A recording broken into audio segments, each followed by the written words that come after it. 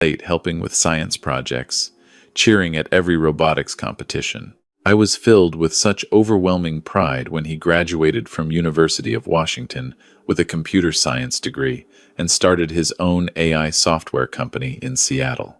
Marcus was brilliant. By the time he was 28, his company had developed a machine learning platform that helped small businesses automate their customer service. He had offices in Seattle and San Francisco, 47 employees, and contracts with companies across the West Coast. The boy I'd raised on my machinist salary had built something worth $23 million. Then he met Victoria. She was beautiful, sophisticated, everything a young tech entrepreneur might dream about. She worked in venture capital, or so she said. She wore designer clothes, drove a Tesla, and seemed to know everyone who mattered in the Seattle tech scene. Marcus was completely smitten. Within 6 months, they were engaged. I had my doubts from the beginning. Something about the way Victoria looked at Marcus's success with hunger in her eyes rather than pride. The way she talked about our future, but always in terms of what they would buy, where they would vacation, what kind of house they would own. But Marcus was in love, and I was just his grandfather. What did I know about the modern dating world? Then Marcus discovered the truth. Victoria wasn't a venture capitalist. She was a con artist who targeted successful young entrepreneurs in the tech industry. She had been married twice before, both times to wealthy men, both times walking away with substantial settlements after brief marriages. Marcus found the divorce records, the real estate transactions, the pattern. When he confronted her, she didn't even deny it.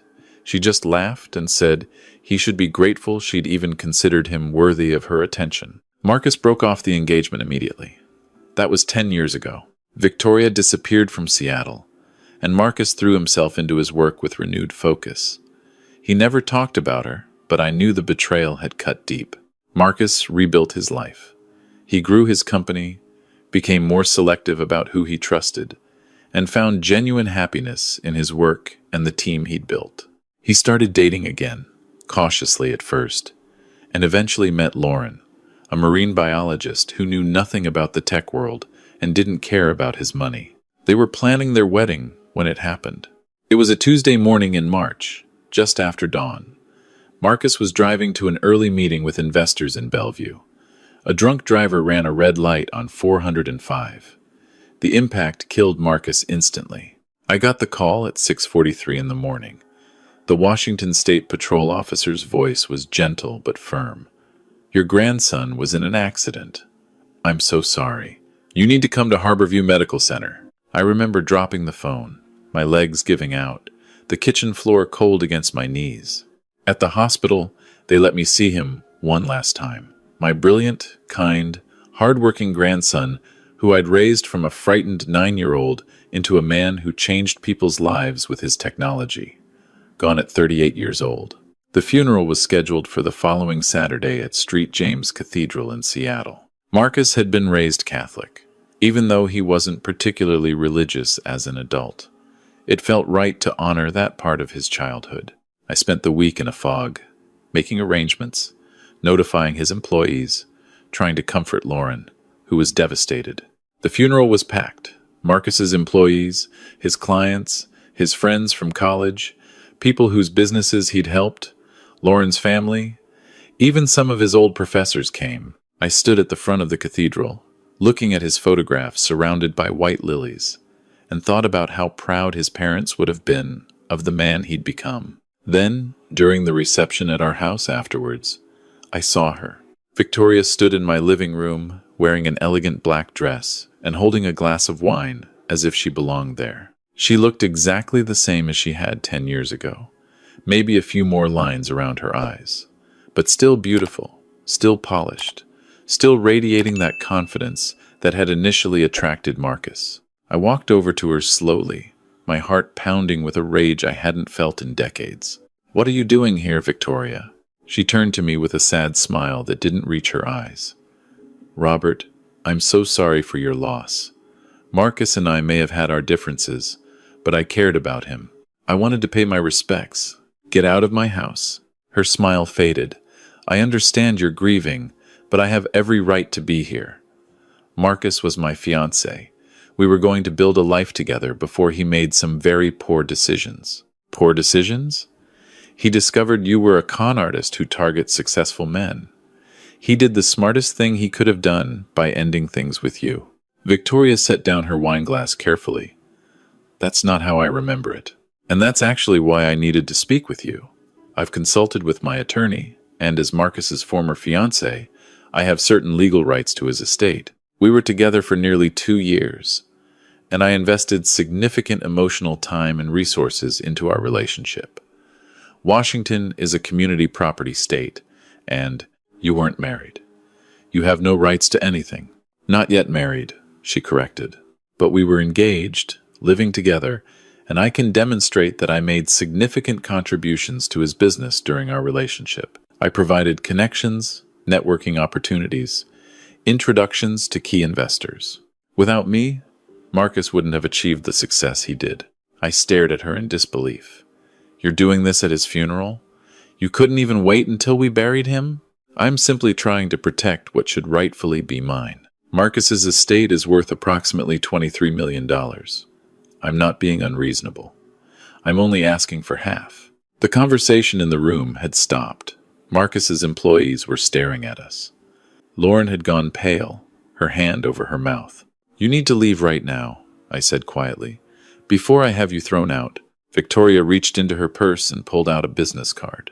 This is my attorney's information. Have your lawyer contact him. We can settle this quietly, or we can go to court, but either way, Robert, I'm getting what I'm owed. Marcus knew what he was doing when he built that company. He knew I was an integral part of his success, and now it's time to acknowledge that. She placed the card on the table next to Marcus's memorial photo and walked out. I stood there, shaking with anger and disbelief, as the door closed behind her. Lauren came over and put her hand on my arm. Robert, she can't actually do that, can she? I don't know, I said honestly, but I'm going to find out. The next morning, I called Sarah Mitchell, Marcus's corporate attorney. Sarah had helped him structure his business, handle his contracts, and navigate various legal issues over the years. She was sharp, methodical, and had known Marcus well. Robert, I'm so sorry about Marcus, she said when I reached her. He was one of the best clients I've ever had. Smart, ethical, always thinking ahead. Thank you, Sarah. I need your help with something. Victoria showed up at the funeral yesterday. There was a long pause.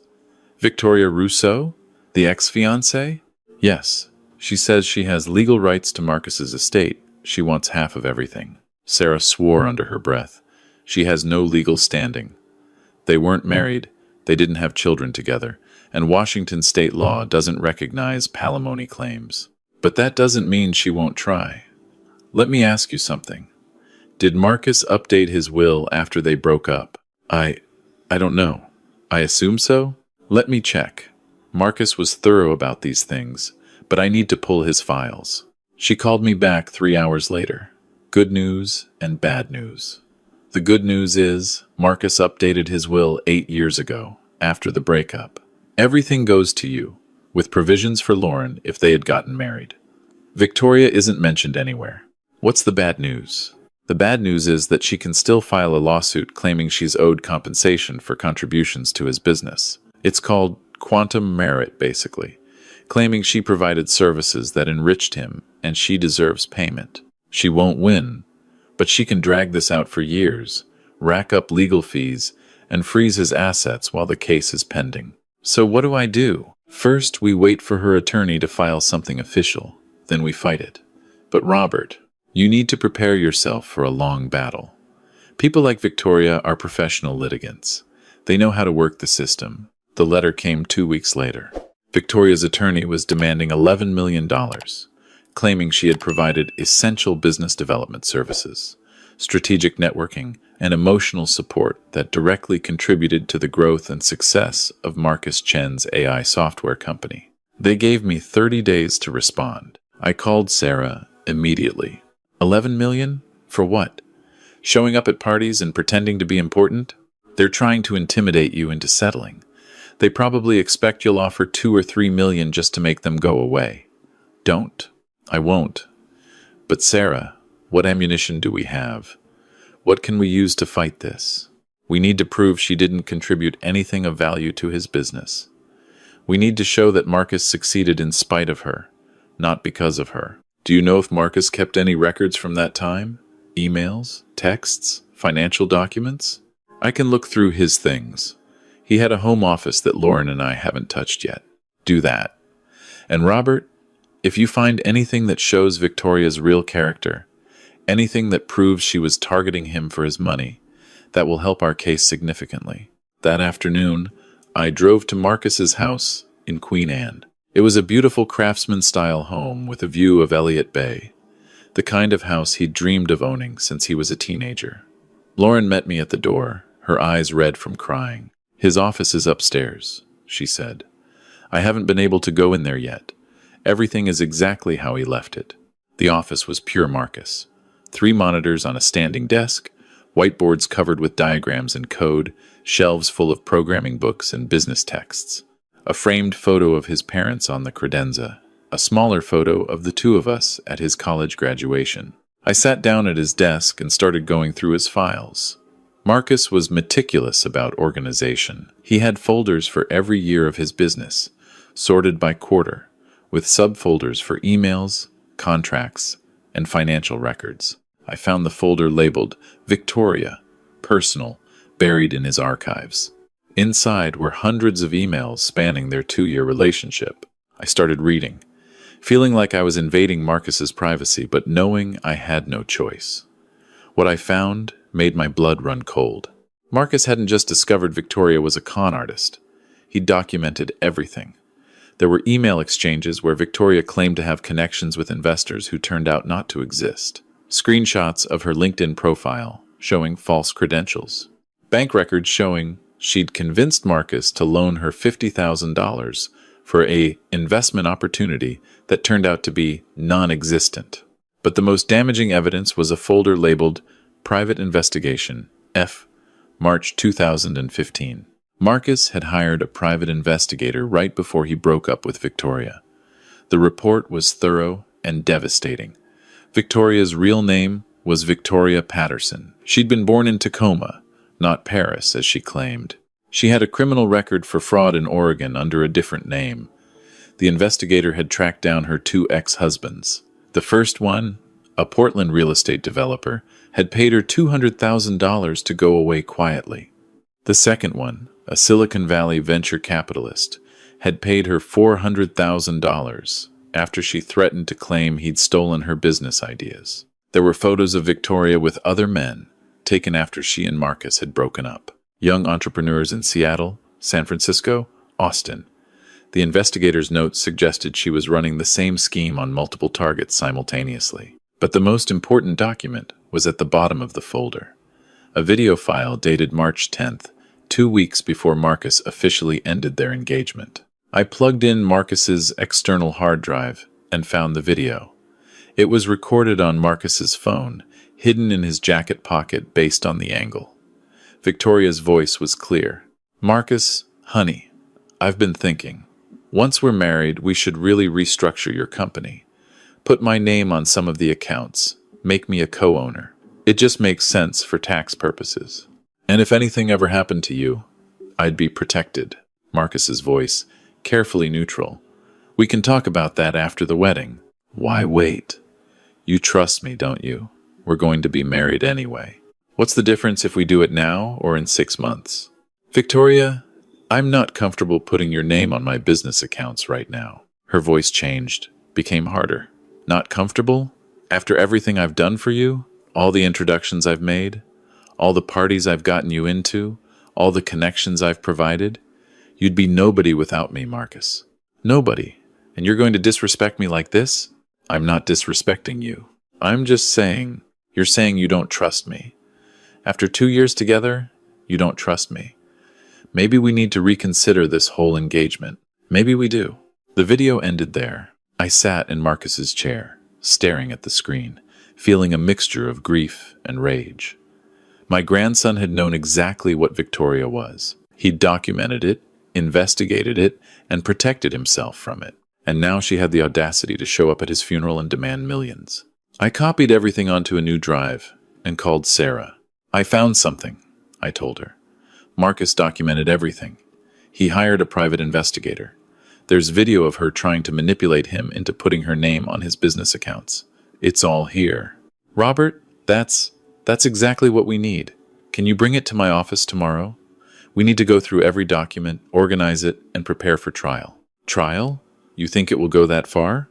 With evidence like this?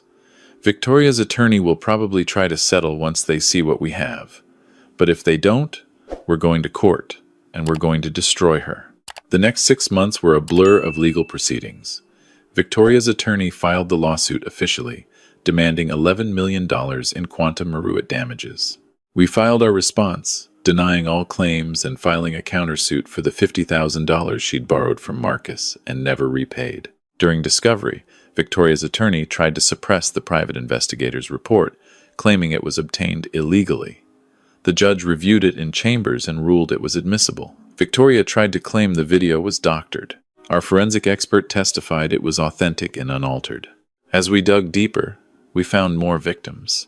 The investigator's report had included names of other men Victoria had targeted. Sarah reached out to them.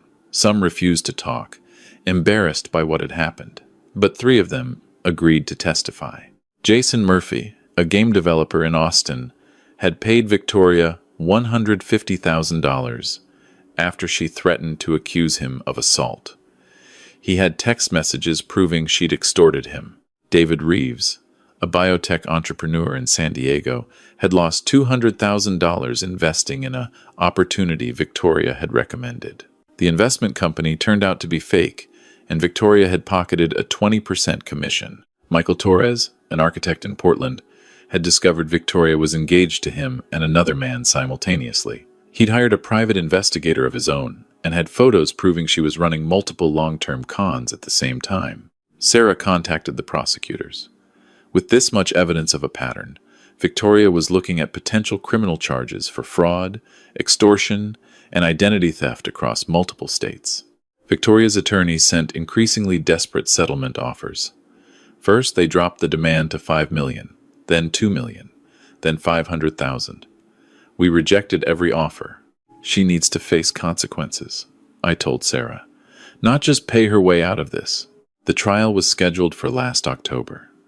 I'd spent the summer preparing, going over documents with Sarah, meeting with the other victims, steeling myself for the confrontation. Lauren had agreed to testify about Victoria's behavior at the funeral. Marcus's employees were ready to testify that Victoria had never contributed anything meaningful to the company's success. The first day of trial, I walked into the King County Courthouse and saw Victoria sitting at the defendant's table. She looked smaller somehow, less confident. Her attorney was a young man who looked overwhelmed by the evidence stacked against his client. Our attorney, Sarah, stood up to deliver her opening statement. Your Honor, members of the jury, this case is about greed, disguised as justice. The defendant, Victoria Patterson, has spent the last 15 years targeting successful young entrepreneurs, extracting money from them through manipulation, lies, and legal intimidation. She did this to Marcus Chen, a brilliant young man who built a successful business through his own hard work and intelligence. When he discovered her fraud and ended their relationship, she disappeared. And then, when Marcus died in a tragic accident, she saw one final opportunity to profit from his success. She showed up at his funeral and demanded $11 million for contributions she never made. But Marcus Chen was smarter than she realized.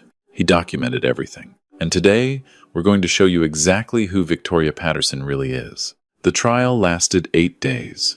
We presented Marcus's emails, showing Victoria's constant requests for money, her false claims about investor connections, her attempts to manipulate him into giving her control over his business. The private investigator testified about her criminal history, her pattern of targeting wealthy men, her use of false identities. The other victims testified. Jason Murphy broke down on the stand as he described how Victoria had threatened to destroy his reputation unless he paid her. David Reeves explained how he'd lost his life savings to her fake investment scheme.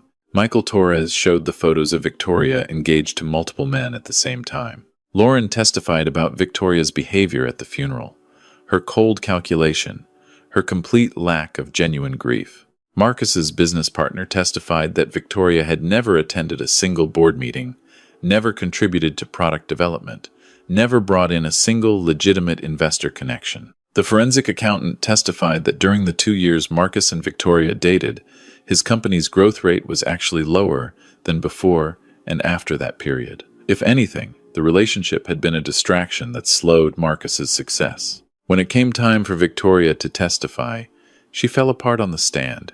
She couldn't explain the discrepancies in her story. She couldn't provide evidence of any actual contribution she'd made to Marcus's business.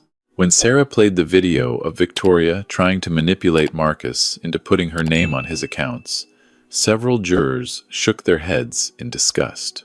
The jury deliberated for less than 3 hours. They found in our favor on every count, awarding us the $50,000 Victoria owed Marcus, plus legal fees. But more importantly, they recommended the case be referred to criminal prosecutors. 3 months later, Victoria was indicted on 15 counts of fraud, extortion, and identity theft across Washington, Oregon, and California. The evidence from our civil trial became the foundation of the criminal case. The trial was held this past winter in Seattle. I attended every day, sitting in the gallery with Jason, David, and Michael.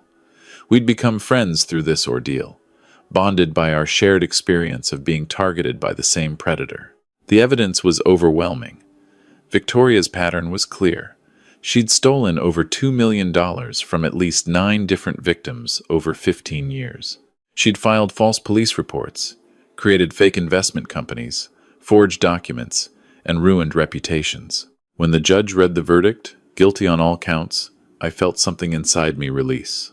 A tension I'd been carrying since that day she walked into my home during Marcus's funeral reception. Victoria was sentenced to 18 years in federal prison, with no possibility of parole, for 12 years. The judge's words were harsh. Miss Patterson, you have spent your adult life preying on vulnerable people during significant life moments. You have shown no remorse, no accountability, and no recognition of the harm you've caused. This sentence reflects the severity of your crimes and the need to protect society from your predatory behavior. Victoria was also ordered to pay full restitution to all victims, approximately $2.3 million. Since she had no assets, everything had been spent or hidden. Her wages in prison would be garnished indefinitely. Even after she was released, she would spend the rest of her life paying back what she'd stolen. But the most important part of the verdict came in the judge's final statement. The evidence in this case shows that one victim, Marcus Chen, was uniquely prepared for your predation. Mr. Chen documented everything, investigated you thoroughly, and ensured that even after his tragic death, the truth would be known. It is largely because of his foresight and preparation that we were able to identify the full scope of your crimes. In a very real sense, Mr. Chen prevented you from victimizing many more people. After the sentencing, Sarah, Lauren, and I met in Sarah's office to discuss what to do with Marcus's estate. The legal fees had been substantial, but there was still $19 million left. Marcus updated his will a year before he died, Sarah explained. He left specific instructions. The bulk of his estate was to be used to establish a foundation that provides scholarships to first-generation college students studying computer science and engineering. He particularly wanted to help kids from working-class families, like his grandfather had been. I looked at the document Marcus had signed, his familiar handwriting on the margins with notes about his vision. He wanted to help kids who had potential but no resources. Kids like he had been, raised by a grandfather who worked at a factory but dreamed of giving his grandson opportunities. There's more, Sarah said. Marcus left a letter for you.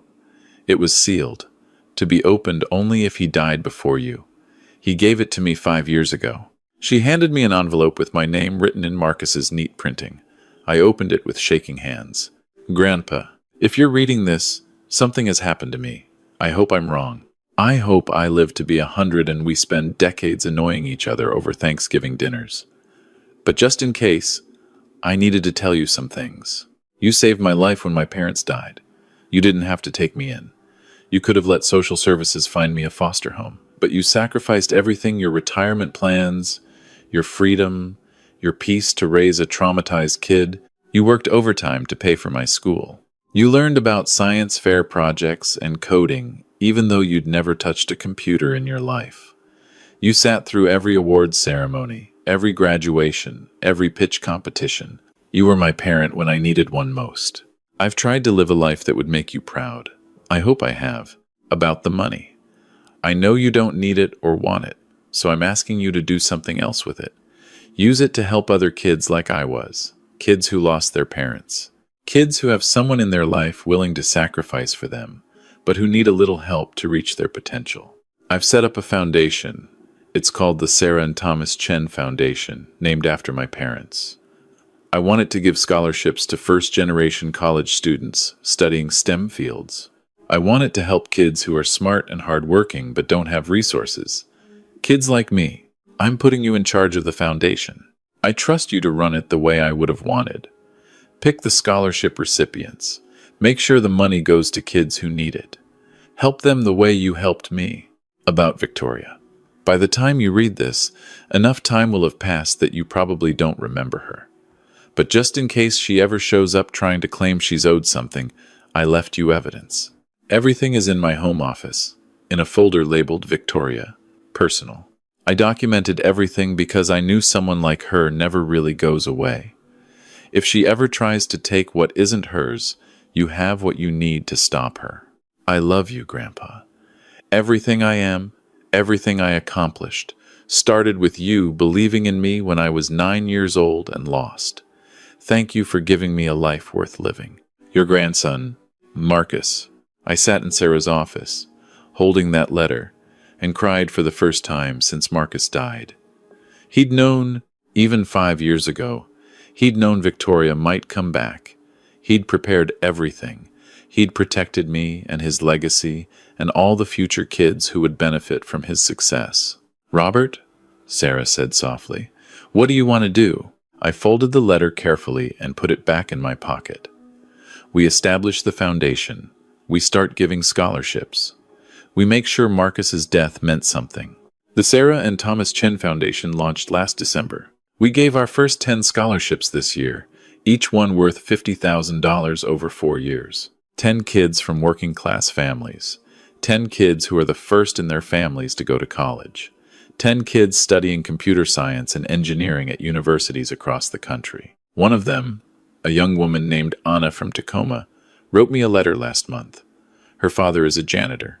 Her mother cleans houses. She wants to develop AI systems that help small businesses compete with corporations. She reminded me so much of Marcus at that age, brilliant, determined, grateful for the opportunity. I framed her letter and hung it in Marcus's old office, which is now the foundation's headquarters. Next to it, I hung the photo of Marcus at his college graduation, the one where he's holding his diploma and grinning at the camera. Every day, I go to that office and read applications from students who remind me of my grandson. Kids who lost parents. Kids being raised by grandparents or aunts or older siblings. Kids who have someone in their life willing to sacrifice but who just need a little help to reach their potential. Marcus wanted his death to mean something. He wanted to prevent Victoria from victimizing anyone else.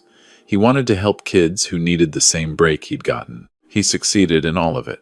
Victoria is in federal prison in California, and she'll be there until she's in her 60s. Every other victim she scammed has been identified and is receiving restitution. The investigators who worked her case say the documentation Marcus left has become a model for how to properly document financial manipulation and fraud. And every year, the foundation will help more kids get the education they deserve. People ask me sometimes if 18 years was enough for what Victoria did. If justice was really served. I think about Marcus's letter, about his instructions, about the foundation helping its 10th student this year, and planning for 20 students next year. Victoria thought she was getting millions of dollars. Instead, she lost everything and gave us the gift of knowing exactly who she was. She thought Marcus was an easy target. She didn't realize he was 10 steps ahead of her, even after his death. Justice isn't just about punishment. It's about prevention. It's about taking something evil and transforming it into something good. Victoria wanted to steal Marcus's legacy. Instead, She helped us preserve it in a way that will help hundreds of kids over the coming decades. My grandson died too young. He never got to marry Lauren, never got to see his company reach its full potential, never got to meet his own children. But his legacy is alive in every scholarship recipient, every kid who gets a chance because of his foresight and generosity. And Victoria?